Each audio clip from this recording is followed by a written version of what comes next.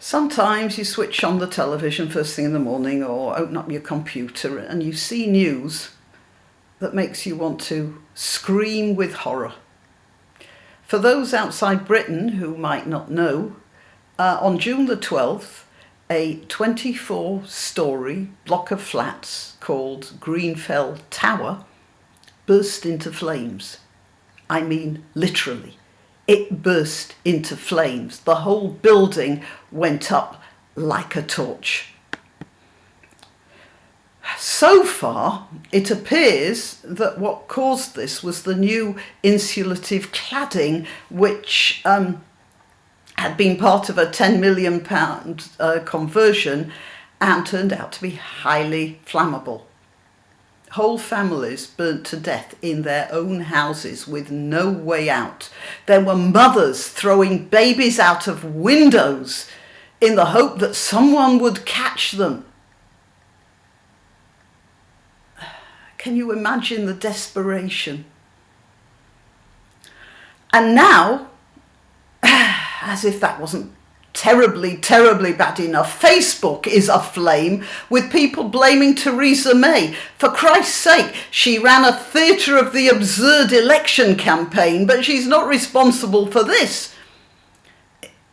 Who was responsible was the management company and the local planning department. The local planning department allowed those guys, the Kensington and Chelsea Tenant Management Company, which is in the employ of the council, by the way, they allowed them to clad this structure in what amounted to a foot thick of bacon fat. And then the planning department didn't insist on fire precautions like sprinklers and alarms, which you'd have thought would have been standard in a building of that size. Whatever government is in power, councils make their own bylaws.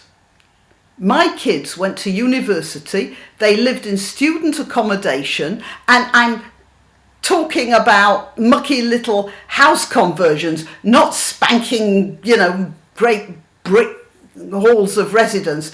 But I didn't see one where there wasn't at least a fire alarm. This building didn't even have fire alarms.